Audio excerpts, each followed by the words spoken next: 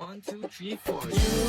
You memang sangat cute, so stop laughing so cute. You buat I hanyut.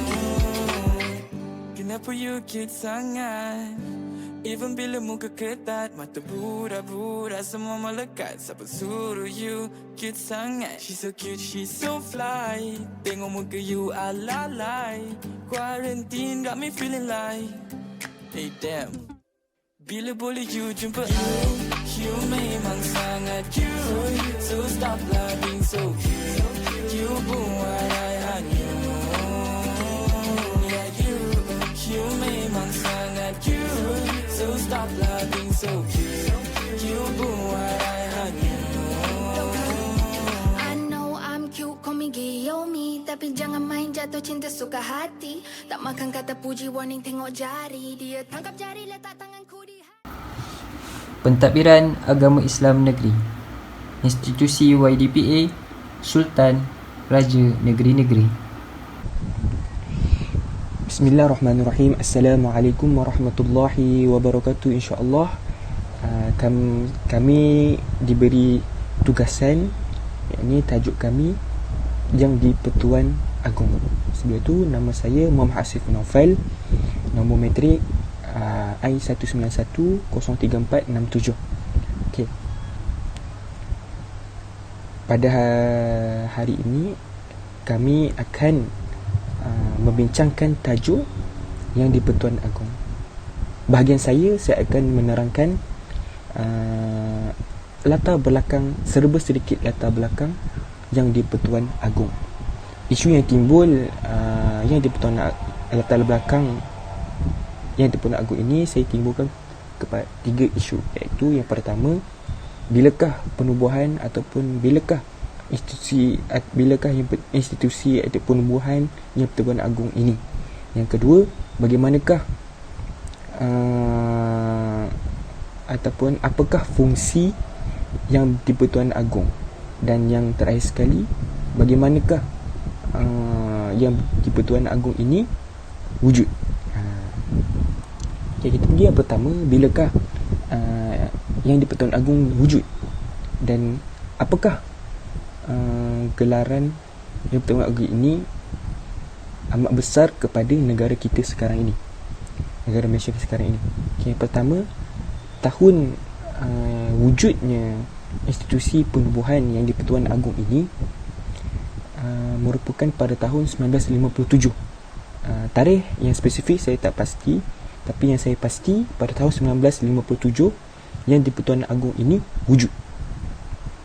Okey, dahulunya yang di-Pertuan Agong dahulunya tidak disebut sebagai yang di-Pertuan Agong. Namun dahulunya disebut sebagai yang di-Pertuan Besar.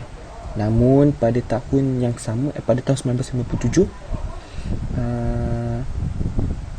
Raja-Raja Melayu ini membuat persidangan, membuat perbincangan agar perkataan tersebut ditukar menjadi yang di-Pertuan Agong, kerana kemungkinan besar yang Pertuan Agong ini merupakan kuasa yang paling tinggi dalam perlembagaan Malaysia.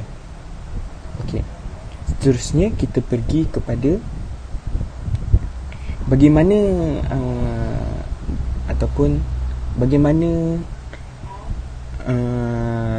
yang di-Pertuan Agong ini dipilih. Yang di-Pertuan Agong ini dipilih mengikut yakni perjumpaan atau perbincangan antara Raja-Raja Melayu. Raja-Raja Melayu, Raja Sultan Johor, Sultan Kedah, Sultan Kelantan dan sebagainya. Okay. Ini perbincangan. Dia bukannya mengikut suka-suka hati nak pilih sultan yang suka-suka hati nak pilih yang di-Pertuan Agong ni. Dia nak melantik seorang yang di-Pertuan Agong ini. Mereka, ini Raja-Raja Melayu, melakukan perbincangan, melakukan iaitu dipanggil sebagai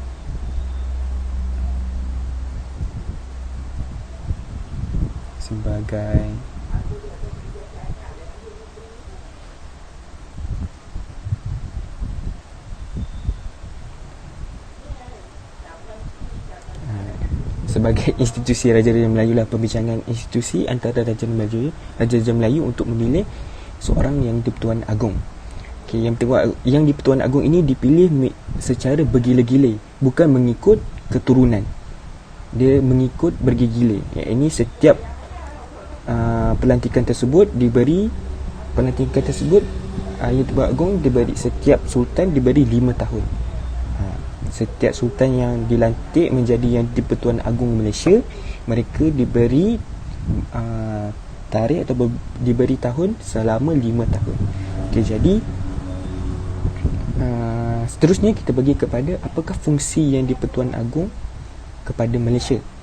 Okay, kita kena faham yang di-Pertuan Agong merupakan institusi yang paling tinggi antara hierarki semua,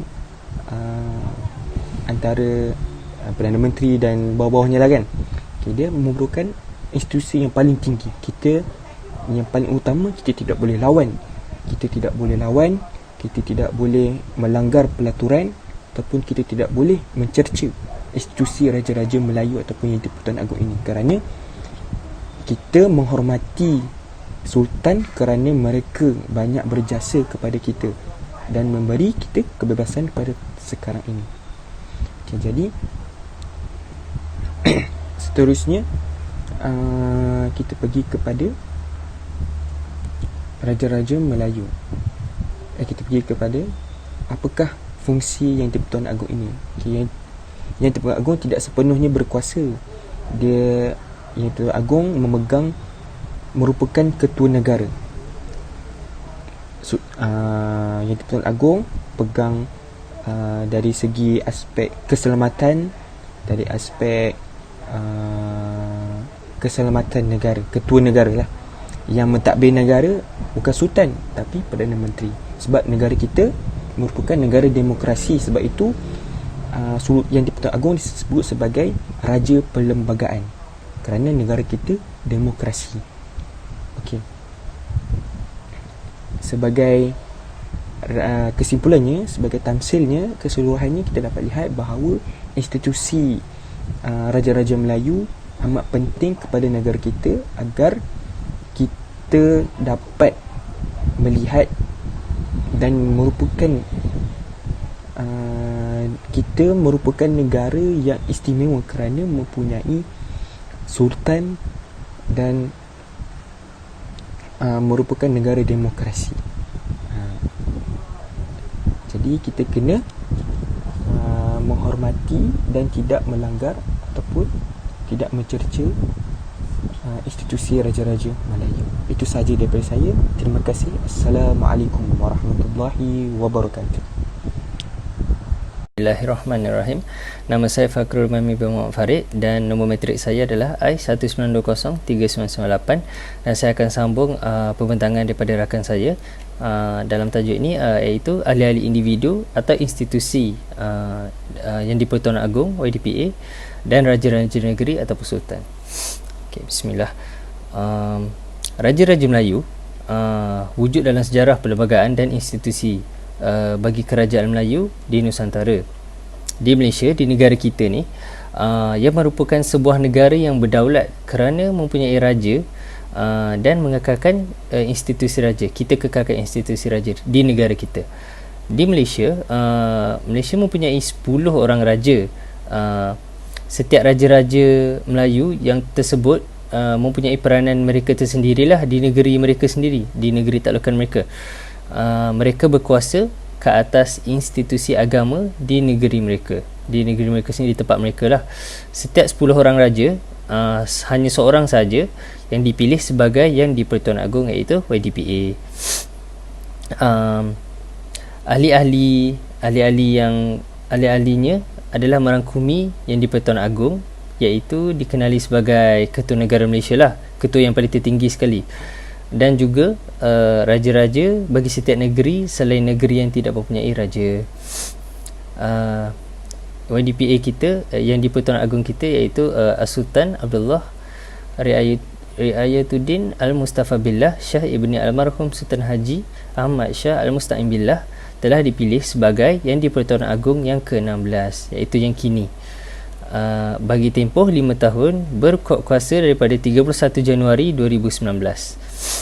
Berikutan Sultan Muhammad yang kelima dari Kelantan menuruni tahta pemerintahan beliau pada 6 Januari 2019. Dalam sistem pemerintahan Beraja Malaysia, jawatan ini dia digilirkan setiap 5 tahun antara 9 pemerintah negeri lah, pemerintah negeri Melayu. Apabila menjawat jawatannya di Pertuan Agong YDPA, seorang kerabat diraja akan dilantik sebagai pemangku dalam negeri tersebut. Jadi Pertuan Agong yang baru mesti dipilih oleh Majlis Raja-Raja mengikut kaedah dan cara yang ditetapkan dalam jadual ketiga, dipilih dalam jadual ketiga perlembagaan dan peraturan-peraturan yang dibuat oleh Majlis Raja-Raja. Seterusnya, raja-raja raja-raja negeri selain yang tidak mempunyai raja adalah seperti negeri Selangor, negeri Perak, Perlis, negeri Sembilan, Pahang, Terengganu, Johor, Kelantan dan Kedah. Ini yang kita boleh faham sebanyak sedikit tentang ahli-ahlinya lah dalam institusi ni. Saya akan terangkan secara ringkas je tentang selebihnya. Nanti akan diterangkan lebih lanjut oleh rakan-rakan saya dalam slide seterusnya. Seperti yang kita tahu, yang di Pertuan Agong dia berperanan sebagai ketua agama Islam bagi negeri mereka sendiri. 4 buah negeri yang diperintah oleh Yang di-Pertuan Negeri yang dilantik, seperti negeri Melaka, Pulau Pinang, Sabah dan Sarawak, dan juga wilayah persekutuan. Dalam peranan ini, beliau dinasihatkan untuk oleh Majlis Hal Ehwal Majlis Hal Ehwal Islam di setiap negeri. Yang di Pertuan Agong melantik pengerusi dan ahli-ahli setiap majlis. Beliau juga melantik mufti negeri di setiap negeri tersebut, dan terdapat satu Majlis Hal Ehwal Islam yang mempunyai bidang kuasa untuk ketiga-tiga wilayah persekutuan. Majlis ini juga dilantik oleh Yang di Pertuan Agong, iaitu YDPA. Okay. Dalam perlembagaan kita yang kita duduk di Malaysia, yang kita belajar ni, Yang di Pertuan Agong adalah ketua agama Islam di wilayah persekutuan. Wilayah persekutuan tu maksud yang semua yang ada kat Malaysia lah, iaitu wilayah persekutuan Kuala Lumpur, wilayah persekutuan Labuan dan juga Putrajaya. Bagi maksud ni, Parlimen boleh melalui undang-undang membuat peruntukan-peruntukan bagi mengawal selia hal ehwal agama Islam dan bagi menubuhkan suatu majlis untuk menasihati Yang di Pertuan Agong mengenai perkara-perkara yang berkaitan atau berhubungan dengan agama Islam lah, dengan isu-isu agama. Selain itu, bagi raja-raja di setiap negeri yang lain yang tidak mempunyai raja, kedudukan raja sebagai ketua agama Islam di negeri mengikut cara dan setakat yang diakui, yang ditetapkan oleh perlembagaan negeri itu dekat tempat masing-masing lah, dan tertakluk kepada perlembagaan. Segala hak, keistimewaan, prerogatif dan kuasa yang dinikmati olehnya sebagai ketua agama Islam. InsyaAllah akan disambungkan dengan rakan saya punya berpetangan. Sekian, terima kasih. Bismillahirrahmanirrahim. Assalamualaikum warahmatullahi wabarakatuh. Nama saya Muhammad Arifuddin bin Muhammad Azli. Nombor metrik I181026991. Okey, kita teruskan kepada subtopik kita yang seterusnya, iaitu peranan Yang di Pertuan Agong YDPA Sultan Raja Negeri-Negeri. Okey, baginda merupakan raja berperlembagaan dan tertakluk kepada Perlembagaan Malaysia. Okey, dalam Perlembagaan Malaysia, perkara 32 telah menetapkan bahawasanya YDPA sebagai ketua negara, dan jawatan ini telah pun diwujudkan sejak tahun 1957 mengikut Perlembagaan Malaysia. Okey, YDPA merupakan lambang kedaulatan dan ketertinggian kuasa negara, dan menjadi tumpuan taat setia seluruh warga Malaysia, tak mengira kaum dan bangsa. Okey, YDPA ini dipilih oleh raja-raja, Majlis Raja-Raja dalam kalangan 9 raja-raja di tanah Melayu, mengikut peraturan pemilikan yang terkandung dalam Perlembagaan Malaysia. Dan jawatan YDPA ini dipegang secara bergilir-gilir dan bukan diwariskan mengikut keturunan, seperti dalam pewarisan tahta di setiap negeri lah. Dan YDPA ini jawatan YDPA ini dipegang selama 5 tahun oleh setiap raja yang dipilih mengikut giliran untuk memegang jawatan tersebut. Dan YDPA tidak memiliki kuasa yang mutlak, dan baginda ini terikat dengan kuasa perlembagaan persekutuan. Dan YDPA menjalankan kuasa pemerintahan negara berdasarkan nasihat Perdana Menteri Malaysia. Okey, antara peranan atau tugas yang dilaksanakan oleh YDPA ialah pemerintah tertinggi Angkatan Tentera Bersenjata Persekutuan Malaysia. Baginda merupakan lambang kedaulatan negara dan menjadi penaung kepada kekuatan negara. Okey, baginda di bawah kuasa am YDPA ini bertanggungjawab untuk memerintah, menjaga tata tertib, mentadbir dan menguruskan segala perkara yang berhubung dengan Angkatan Tentera. Okey, baginda juga berkuasa untuk menjatuhkan hukuman, mengampunkan, menangguhkan hukuman bagi kesalahan yang dibicarakan dalam Mahkamah Tentera. Dan YDPA juga berkuasa mengampunkan kesalahan-kesalahan lain di dalam wilayah Persekutuan Kuala Lumpur, Labuan dan segala hukuman yang dijatuhkan dalam Mahkamah Syariah di Melaka, Pulau Pinang, Sabah, Sarawak dan wilayah persekutuan yang tidak mempunyai raja. Dan selain itu, YDPA juga bertanggungjawab untuk memperkenankan undang-undang yang diluluskan oleh Dewan Rakyat dan Dewan Negara. Mempunyai kuasa untuk melantik Perdana Menteri, Hakim dan Jemaah Menteri, berkuasa untuk memanggil, menangguh dan membubarkan Parlimen atas nasihat Perdana Menteri, mempunyai kuasa mengisytiharkan undang-undang darurat dan memelihara kedudukan istimewa masyarakat Melayu dan Bumi Putera di Sabah dan Sarawak. Dari aspek agama, YDPA ialah ketua agama Islam bagi negeri-negeri yang tidak beraja seperti Pulau Pinang, Melaka, Sabah, Sarawak dan wilayah persekutuan. YDPA juga merupakan pelindung dan penanggung agama Islam di kawasan-kawasan tersebut. YDPA juga menjadi ketua agama Islam bagi negeri baginda sendiri. Sebagai contoh, pemerintahan YDPA pada yang ke-16 ialah negeri Pahang. Selain daripada negeri-negeri yang tidak beraja, YDPA juga merupakan ketua agama bagi negeri Pahang. Okey, mengikut perkara 3/3 Perlembagaan Persekutuan, Perlembagaan negeri Melaka, Pulau Pinang, Sabah dan Sarawak hendaklah membuat peruntukan bagi memberi YDPA kedudukan sebagai ketua agama Islam dalam negeri-negeri ini. YDPA turut bertanggungjawab untuk memelihara kedudukan istimewa masyarakat Melayu dan kaum Bumi Putera di Sabah dan Sarawak. Okay, selain daripada menjadi ketua agama, YDPA juga bertanggungjawab untuk memelihara kedudukan istimewa masyarakat Melayu dan kaum Bumi Putera di Sabah dan Sarawak yang tidak mempunyai raja.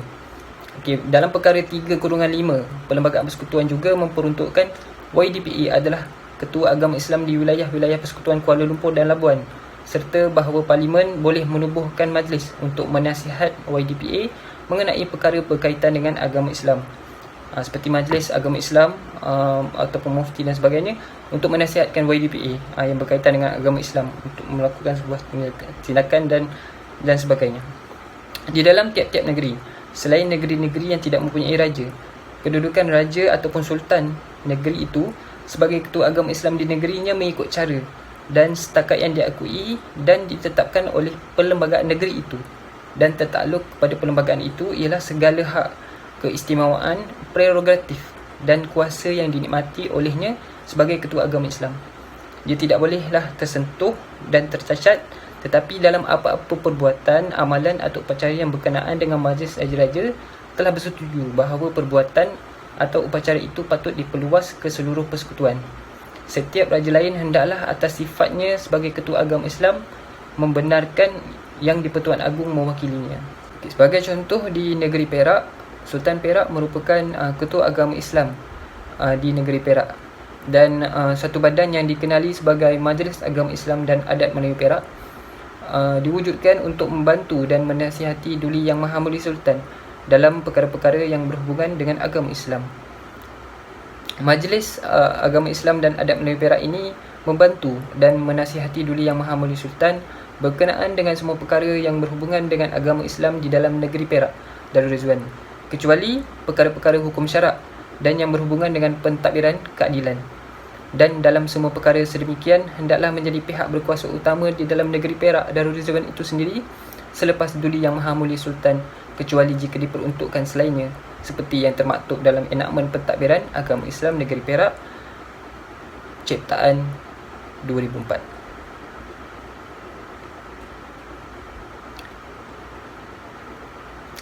Jadinya kesimpulannya di sini ialah YDPA dan Sultan sebagai ketua negara dan negeri memikul peranan dan tanggungjawab yang amat besar. Sistem beraja di Malaysia adalah simbol keunikan sistem pemerintahan beraja berperlembagaan yang diamalkan di negeri kita sejak mencapai kemerdekaan sehingga hari ini. Sekian, terima kasih.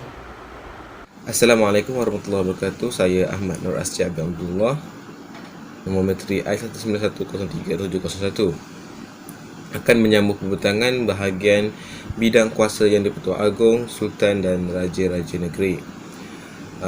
Bagi bidang kuasa Yang di-Pertuan Agong, saya bahagikan kepada 3 bahagian, iaitu Badan Eksekutif, Badan Perundangan dan Badan Kehakiman. Melihat kepada Badan Eksekutif, kita boleh tengok kepada buku Perlembagaan Persekutuan bab yang ketiga.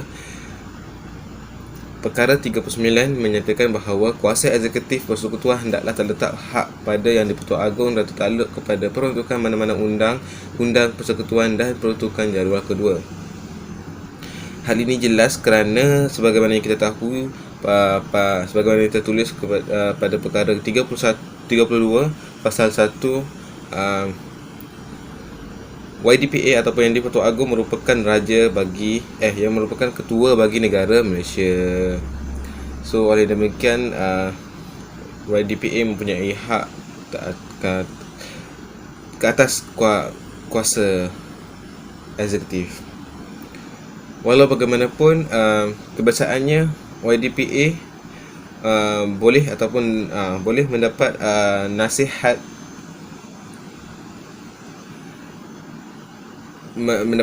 atau menerima nasihat daripada kabinet dia baginda, atau lebih khusus Perdana Menteri sebagaimana termaktub dalam perkara 40. So untuk membuat keputusan, YDPA akan mendapatkan nasihat daripada Perdana Menteri kebiasaannya. Menurut perkara 40 pasal 2, Yang di-Pertuan Agong boleh bertindak menurut budi bicara baginda bagi melaksanakan 3 fungsi perlembagaan, iaitu dalam melantik seorang Perdana Menteri, bersetuju atau tidak bersetuju dengan permintaan pembubaran Parlimen, dan meminta mesyuarat majlis raja-raja diadakan semata-mata untuk membincangkan mengenai keistimewaan, kedudukan, kebolehan dan kebesaran raja dan mengambil apa-apa tindakan dalam mesyuarat tersebut. Menurut 3 fungsi yang disebutkan tadi, YDPA ataupun Yang di-Pertuan Agong boleh membuat pengiraan mengikut budi bicara beliau sendiri. Seterusnya ialah Badan Perundangan.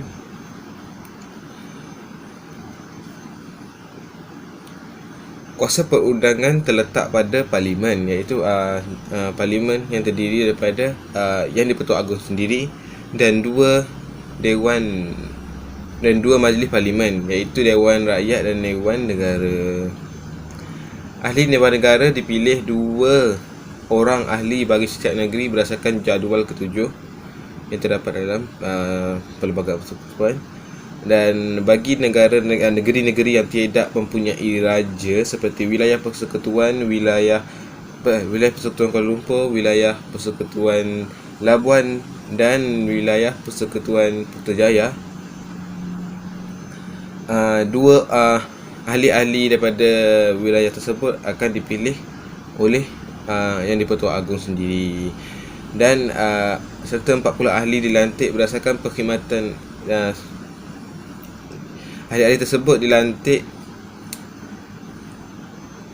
berdasarkan perkhidmatan awam yang cemerlang berdasarkan pertimbangan Yang di-Pertuan Agong. Seterusnya ialah Badan Kehakiman. Secara ringkasnya, Yang di-Pertuan Agong mempunyai fungsi penting dalam bidang kehakiman. Antaranya ialah melantik Ketua Hakim Negara Mahkamah Persekutuan, Presiden Mahkamah Rayuan, Hakim Besar Mahkamah Tinggi di Malaya, Hakim Besar Mahkamah Tinggi di Sabah dan Sarawak, Hakim Mahkamah Agung, Hakim Mahkamah Rayuan dan Mahkamah Tinggi atas nasihat Perdana Menteri setelah dirunding dengan Majlis Raja-Raja. Seterusnya, Yang di-Pertuan Agong juga boleh atau berhak memanjangkan perkhidmatan seorang hakim berumur 65 tahun 65 tahun, tetapi hanya dibenarkan untuk melebihi 6 bulan setelah mencapai umur hakim tersebut 65 tahun. Menurut Perlembagaan Persekutuan Perkara 150 Proklamasi Darurat Pasal 1, jika Yang di-Pertuan Agong berpuas hati bahawa satu darurat besar sedang berlaku yang menyebabkan keselamatan ataupun kehidupan ekonomi dan atau ketenteraman awam di dalam persekutuan atau mana-mana bahagiannya terancam, maka baginda dibolehkan membuat pengisytiharan darurat.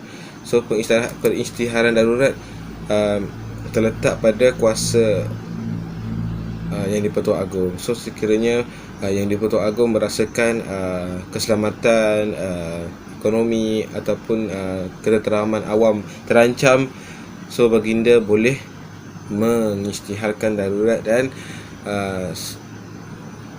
segala undang-undang baru boleh diwujudkan atas persetujuan Yang di-Pertuan Agong.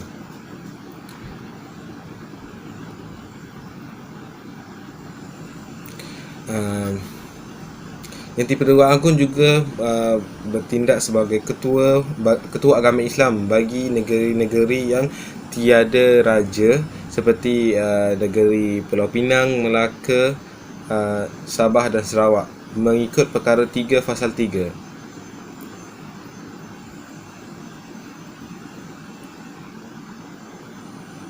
Dan baginda juga turut menjadi ketua agama Islam bagi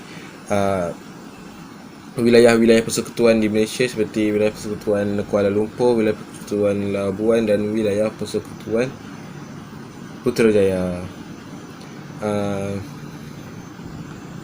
Okey. Setelah itu kita lihat pada bidang kuasa sultan ataupun raja-raja negeri. Okey, masa tak banyak. Saya bahagikan kepada dua, iaitu kuasa budi bicara dan kuasa nasihat. Okey. Bagi kuasa budi bicara,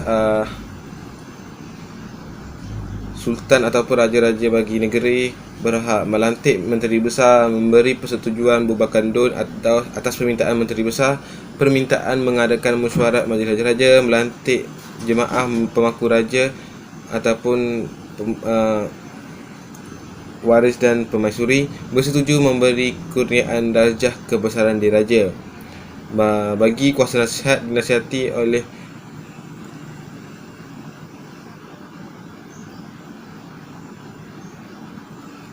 Sultan dapat boleh menerima nasihat bagi merasmikan persidangan DUN, perkenan kerang undang-undang negeri, mengampunkan pesalah-pesalah jenayah kecil. Okey, itu saja daripada saya. Maaf jika tidak faham atau apa-apa, sebab masa pun tidak begitu banyak. So, terima kasih. Assalamualaikum. Bismillahirrahmanirrahim. Tajuk yang seterusnya adalah kes-kes yang berkaitan dengan institusi beraja, seperti YDPA, sultan ataupun raja di setiap negeri. Seperti yang kita sedia maklum bahawa Malaysia adalah merupakan negara yang sedang berkembang maju, yang mana kita dapat melihat pelbagai teknologi yang canggih yang diciptakan, seperti adanya telefon bimbit yang boleh memudahkan kita untuk mengakses serta menulis pelbagai ilmu yang bermanfaat untuk rakyat Malaysia, untuk semua rakyat, bukan hanya pada rakyat Malaysia, malahan pada seluruh dunia ini. Walau bagaimanapun, kita sebagai rakyat Malaysia yang bertanggungjawab, janganlah kita menggunakan teknologi ini, teknologi telefon bimbit ini sebagai platform, sebagai tempat untuk melakukan kes-kes jenayah yang berkaitan dengan institusi beraja terutamanya. Walaupun kita berdasarkan perkara 10 Fasal 1 dalam kurungan B, bahawa masyarakat mempunyai hak-hak dalam bersuara untuk menyuarakan pendapat dan juga pandangan dan juga serta idea mereka. Walau bagaimanapun, itu bukanlah tiket untuk kita sengaja untuk kita boleh menghina institusi beraja dengan sewenang-wenangnya. Terdapat beberapa kes yang saya senaraikan yang berkaitan dengan institusi beraja. Kes yang pertama adalah kes penghinaan Sultan Perak. Terdapat 6 orang yang tertuduh telah menghantar komen-komen yang negatif dalam portal Kementerian Kerajaan Perak, yang mana 6 orang daripada mereka itu telah menghina serta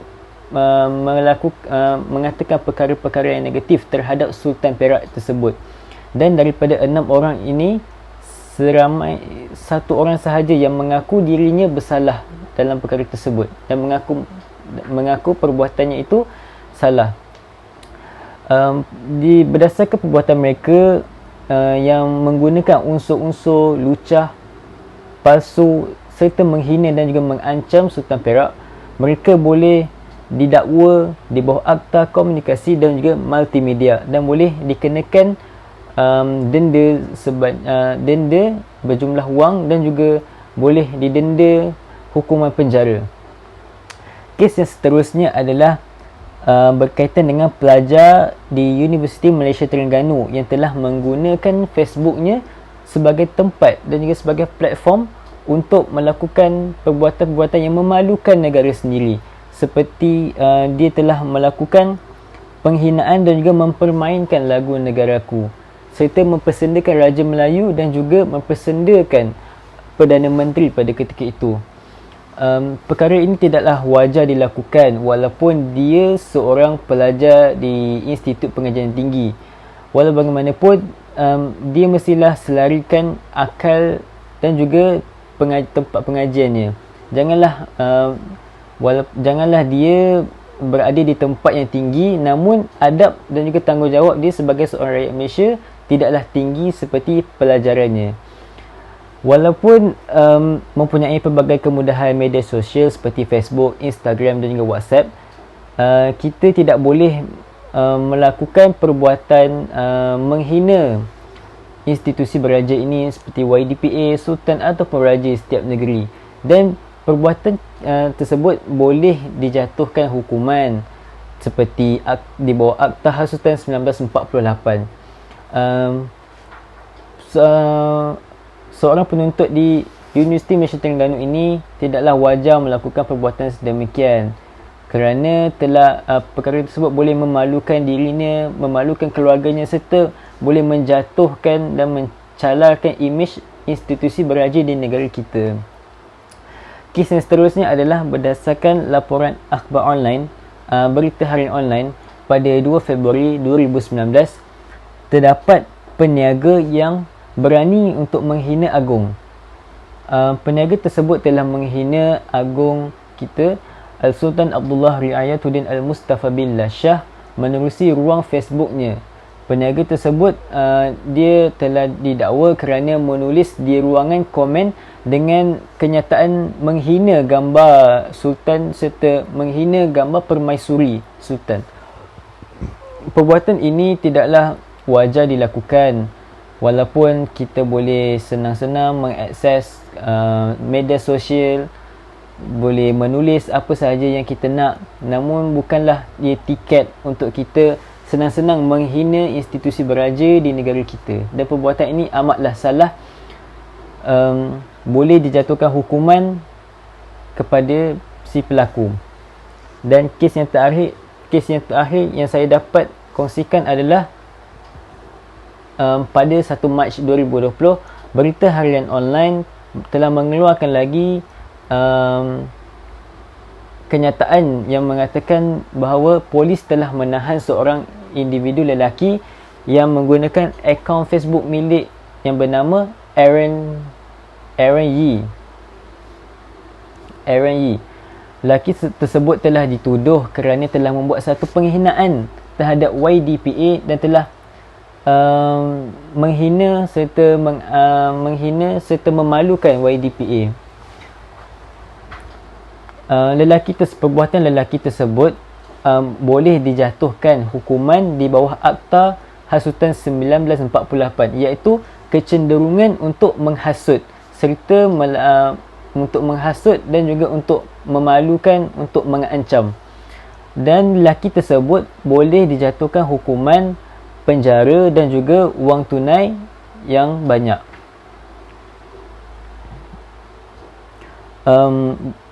Di situ adalah daripada 4 kes tersebut, boleh saya simpulkan bahawa kita sebagai rakyat Malaysia yang prihatin, yang bertanggungjawab, yang juga beradab sebagai rakyat Malaysia, kita mestilah menjaga serta prihatin terhadap institusi beraja di negara kita ini. Janganlah kita sewenang-wenangnya mencalarkan imej dan juga memalukan institusi beraja di negara kita ini. Kita mestilah menjaga adab dan juga tanggungjawab kita sebagai seorang rakyat Malaysia yang bertanggungjawab. Kesimpulan daripada tajuk-tajuk kami yang kami bentangkan pada hari ini adalah negara Malaysia merupakan sebuah negara yang menitik beratkan institusi beraja, sama ada yang di-Pertuan Agong, Sultan dan juga Raja di setiap negeri. Oleh itu, sebagai rakyat Malaysia yang bertanggungjawab, yang penuh dengan adab dan sopan santun, rakyat mestilah menghormati kedudukan raja di negara ini, kerana perkara ini telah sejajar dengan prinsip daripada rukun negara yang kedua, iaitu kesetiaan kepada raja dan negara. Apabila kita setia kepada raja dan negara dan juga prihatin kepada institusi beraja, barulah kita dapat menjadikan negara Malaysia ini sebagai negara yang aman dan juga harmoni. Itu adalah kesimpulan dan juga pembentangan kami pada hari ini. Kami harap ia dapat menjadikan tambahan ilmu kepada anda semua. Kami mohon maaf sekiranya ada kekurangan dan juga penggunaan bahasa yang kurang sesuai di dalam pembentangan kami ini. Kami hanya belajar sahaja. Okey. Sekian, terima kasih. Assalamualaikum warahmatullahi wabarakatuh.